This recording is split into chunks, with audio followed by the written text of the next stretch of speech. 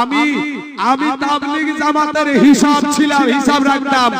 তাবলীগ জামাতের ওই হাড়ি ডেকচি নিয়ে বের হতো কোন মৌলবি কোন দিকে যাবে, কোন লোক কোন মসজিদে যাবে, এটা ছিল আমার কাজ। বুঝলেন ভাই? তবে একটু বলেছিলাম যে শেষ বেলায় বলে দেবো কেমন করে সুন্নি হলাম, নাকি বলেছিল হ্যাঁ সুন্নিটা হয়েছিলাম ভাই। আমি তখন তো ছাত্র জীবন, এত অভিজ্ঞতা ছিল না, এত জ্ঞান ছিল না, এত হাদিস বুঝতাম না ভাই, এত হাদিস বুঝতাম না, মানে এই সমস্ত অত ই জানতাম। তবে এই সুন্নি মৌলবি দেখলে গাল দিতে পারতাম, সুন্নি মৌলবি দেখলে দেখতে পারতাম না। আর আমাদের ইমামের সাথে, আমাদের ইমাম ছিল সুন্নি, আমাদের ইমাম সাহেব সুন্নি ছিল। তো ইমাম সাহেব শুধু আমাকে বলতে, বেটা ওরা নবীকে মানে না, নবী সাল্লাল্লাহু আলাইহি ওয়াসাল্লাম নাকি বলেছেন আল্লাহ সবকিছুর আগে আমার নূর সৃষ্টি করেছেন। তো নবী করিম সাল্লাল্লাহু আলাইহি ওয়াসাল্লামের মহব্বতে তার মর্যাদা বর্ণনা করতে গিয়ে আমাদের অনেক ভাইরা এই হাদিস বলেন। এই হাদিস সম্পর্কে মুহাদ্দিসগণ বলেছেন হাদিসটি জাল। বেলডাঙ্গা থানা শুনেছেন, রেজিনগর থানা, বেলডাঙ্গা থানা, ওই এলাকায় সুন্নি কি জিনিস ওদিককার হাদিস যারা বর্ণনা করেন, যারা সংরক্ষণ করেন, হাদিসের যাচাই বাছাই করেন, মুহাক্কিক যারা, তারাই যখন কোন হাদিসকে রেকমেন্ড করে দেন এই হাদিসটি জাল, ভিত্তিহীন, এবং সেটা প্রমাণিত হয়, সেই হাদিস বর্ণনা করা নবী সাল্লাল্লাহু আলাইহি ওয়াসাল্লাম হাদিসে উল্লেখ করা আমাদের জন্য জায়েজ নাই। ছোটকাল থেকে আমি মুখে আমার সব চলতেই থাকে। তো ওই আমি বলছি সব দেখছি মাটি দিচ্ছে আর চলে যাচ্ছে, মাটি দিচ্ছে আর চলে যাচ্ছে। আমি উঠে বললাম যে এই আপনারা এখান থেকে কেউ যাবেন না, এখানে কারো বাবা শুয়ে আছে, কারো মা শুয়ে আছে, কারো ভাই শুয়ে আছে, কারো বোন শুয়ে আছে। আমরা আল্লাহর কাছে শেষ বেলা একটু দোয়া করব, আমরা করি না করি না? এটা সুন্নিরা করে তো। আর এইটুক আমার ইয়াদ আছে, কেন আমি সুন্নির ঘরের ছেলে কিন্তু পড়ি দেওবন্দি মাদ্রাসা, সুন্নির ঘরের ছেলে পড়তাম দেওবন্দি মাদ্রাসায়। তো এখন এবার আমি ভরাম করে বলেছি যে একটু দোয়া করবো লাস্ট বেলায়। তো এখন যত বৃদ্ধ ব্যক্তি ছিল, বুড়িয়া মানুষ যারা, এই চুল পাকা দাড়ি পাকা মানুষগুলা সব দাঁড়িয়ে গেছে। আমি দোয়া ধরলাম, আমার তো এটা পুরো আপনারা অরিজিনাল গলা শুনছেন না, আমার পুরো ভাঙ্গা গলা, একবারে বকে বকে আমার গলার কোনো কিচ্ছু নাই, আশ যা ছিল সব ফাঁপা হয়ে গেছে। তো বাবাজি আমি নিজে চারি তুলতে পারছি না। তো যদি কোনোদিন আল্লাহ সঠিক গলাটা আনায় আমাকে, তাহলে ইনশাআল্লাহ সঠিকটা পাবেন। এবার আমি ওই কথা বলার পরে দোয়া ধরলাম আমি লাস্টে বেলায়। আর মা বাপের কথা বললে কান্না আসবে, বুঝতে পারছেন? আমি তো একটু টের পাচ্ছি। যখন ওই দাঁড়াতে বলেছি তখন এই আনাগোনা শুরু হয়ে গেছে, বুঝতে পারছেন? আমি তখন বলছি এই তো কিছু না কিছু হবে। আমি বলছি লোক তো একটু হাতে করার দরকার আছে, বুঝতে পেরেছেন? তা আমি এমন ভাবে করজোরে দোয়া শুরু করেছি, একবারে মানুষের চোখ দিয়ে পানি বেরিয়ে গেছে। তো যখন পানি বেরিয়ে গেছে আমি বলি এই মুহূর্তে ছেড়ি, তাহলে লোক গেলাম তো আমার পক্ষে কথা বলবে। এবার আমি ধরেন দোয়া শেষ করার পরে ওই যে দেখছেন বৃদ্ধ মানুষ যারা বসে আছে, এই রকম লোকগুলা উঠে উঠে উঠে উঠে বলছে যে এই জিনিসগুলাই দোয়া করাগুলা আমাদের এলাকায় আগে সব ছিল, এখনকার সব ডাইরেক্ট মৌলবি উঠিয়ে এগুলো সব উঠিয়ে দিয়েছে। এই কথা শুনতে শুনতে মসজিদ পর্যন্ত গেলাম।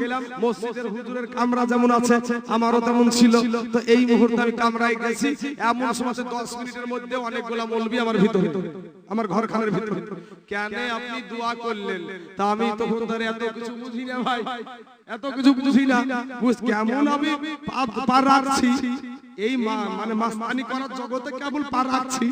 তো অত কিছু বুঝি না। আমি একটা জিনিস আমার বুঝেছিল তখন, আসল কথা আল্লাহ আমাকে সেটা ব্রেনটা দিবে বলি তো আমি ওই জায়গাতেই হচ্ছি। তো আমি বললাম যে কেন কি হয়েছে, দোয়া করেছি তো আমি আল্লাহর কাছে চেয়েছি, মানুষের কাছে তো চাইনি, কবরের কাছে তো চাইনি। যারা আমরা সুন্নিরা মাজারে যাই, মাজারের কাছে চাই না, আল্লাহর কাছে চাই, আল্লাহর কাছে চাই। আমরা সুন্নিরা কি মাজারে সেজদা করি ভাই?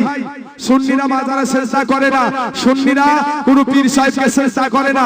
আর যদি কেউ করে সেটাকে সুন্নিরা সাপোর্টও করে না। আর যেটা মিথ্যা তহমত দেয়, আর তহমতের জন্য লাআনাতুল্লাহি আলাল কাযিবিন, আল্লাহর তরফ থেকে সেই মিথ্যাবাদীর উপরে লানত। বাবাজি আমার সোনা মানিকেরা, তা আমি বলছি আমি তো কোনো কবরের কাছে চাইনি, আল্লাহর কাছে চেয়েছি। এখানে আপনার এতখানে আপনি বাধা দিয়েছেন কেন? তুমি বেদাত জিনিস করবা কেন? তো তখন আমি এতটুকু জ্ঞান নাই যে আমার বেদাত কাকে বলে, তখনকার কথা বলছি। আজ থেকে 15 বছর আগের কথা বলছি ভাই, 15 বছর আগের কথা বলছি, যে তখন আমার বেদাত কাকে বলে এটাই আমি জানি না। তো আমি বললাম একটা আমার ঈমান আছে একটু, যে আমি আল্লাহর কাছে চেয়েছি, আর আল্লাহর কাছে চাওয়া হাতে বাজারে দোকানে বাগানে মাচানে শহরে যে যেখান থেকে পারে আল্লাহকে ডাকা যাই। তো এবার আমি একটু আমার ঈমান আছে, আমি বলছি দেখেন আপনারা আমাকে যতই বাধা দেন আর যাই দেন না কেন, আমি আল্লাহর কাছে চাইতেই থাকবো। ওই ওহাবি মোল্লারা আমাকে বলেছিল যে তাহলে আমাদের এই মসজিদে ইমামতি করা যাবে না। তখন আমার নাম দিল ই ব্যারেলি, ই ব্যারেলি। আমি ব্যারেলি কি জিনিস তাই জানি না, তোরা দিল ব্যারেলি নাম। আমি বললাম যা থাকলো ঝোলা চললো ভোলা, সব শেষ করতে রাজি আছি, ঈমান নষ্ট করতে রাজি নাই। আসলাম এখন ভাই দেশে আসার পরে সুন্নিরা তো আমাকে দেখলে এমনি তো লাখ ছিটকাই, সালাম খানি দেই না, নামাজও পড়ে না আমার পিছনে। সুন্নিদের যেটা আদর্শ ভাই, সুন্নিরা বাতিলের পিছনে একটা দায়িত্ব বেহাজার ইমাম বলে না ভাই, বাতিলের পিছনে বলে না আমি তাইজুল ইসলাম, আমি তাইজুল ইসলাম। 10,000 ওহাবি যদি এক জায়গায় নামাজ পড়ে আর আমি তাইজুল ইসলাম যদি একাই থাকি, ও যদিও চাপে পড়ে ওর কাতারে দাঁড়াই, মাসলাকে আলা হযরতের একটা ফতোয়ার উপরে আমল করব। ও মাসলাকে আলা হযরত বলে যে যদি ওই রকম জায়গায় পড়ে যায় ওই কাতারে দাঁড়াও, কিন্তু একটা দায়িত্ব বিহাজাল ইমাম। বাবাজি আমার সোনা মালিকের আমার ভাই জানেরা, ওইটার উপরে ওইটার কথাটার উপরে আমি আমল করে চলি।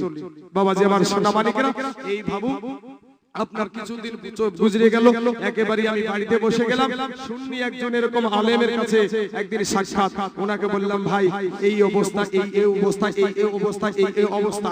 তখন এই রকম একটা সুন্নি ভাই আমাকে বুকে টেনে নিয়ে আজ ভাই টুক টুক টুক টুক করে আজ আমাকে এই পশ্চিম বাংলার অনেক জেলাতে আমার আল্লাহ আমাকে নিয়েছে ভাই। আমি সুন্নিয়াতের খিদমত যতটুকু আল্লাহ আমাকে করিয়ে নেয় আমি করি। আপনারা আমার জন্য দোয়া করবেন, আমি আপনাদের জন্য দোয়া করব। আমার নবী হলো নূর নবী, আমার নবী গায়েবের সংবাদদাতা। আমার নবীর শানে যদিও আমি গলাতে পারছি না, আমার নবীর শানে একটা আর নাত শরীফ আমি বলেই আমার বক্তব্য ইতি করে দেব। আরে রহমতেরি দয়াল নবী এলো রে ধারায়, রহমতেরি দয়াল নবী এলো রে ধারায়, ও তার নাম শুনিলে চমকে উঠি। জোরে বলনা সুবহানাল্লাহ, সুবহানাল্লাহ। ও তার নাম শুনিলে চমকে উঠি, ভাইরে দিল বেকারার হয়ে যায়, এ গায়েব খবর দেনেওয়ালা এলো রে মক্কায়, গায়েব খবর দেনেওয়ালা এলো রে মক্কায়। আরে হযরত আলীর আসরের নামাজে কাজা হইল ভাই রে ভাই, আর কি সারাই মদিনাওয়ালা আসমানে সূর্য উঠায়। জোরে বলেন সুবহানাল্লাহ। ভাই শুনেন একটা কথা বলি, নবীকে বলা হয় নবী আমাদের মতো মানুষ। এই যুবক ভাইরা শোনো, তোমরা আমার যুবক ভাইদেরকে বলতে চাই একটা কথা, যে ভাই নবীকে বলা হয় আমাদের মতো মানুষ। এখন হযরত আলী নবীজির জামাইয়ের আসরের নামাজ কাজা হয়ে গেছে, আসরের নামাজ কাজা হয়ে গেছে। তো হযরত আলী কান্না করছেন, তো নবী বলছেন তুমি কি নামাজ পড়তে চাও আসরের? তো বলি ইয়া রাসূলুল্লাহ যদি সেই নামাজটা আমি ফিরে পাই আমি অনেক আনন্দিত হব। তো আল্লাহর নবী, আমাদের নবী এই শাহাদাত আঙ্গুলটা, এই শাহাদাত আঙ্গুলটাকে উঁচা করে ডুবা সূর্যকে আবার আসমানে উঠায়া দিয়েছে। জোরে বলেন সুবহানাল্লাহ।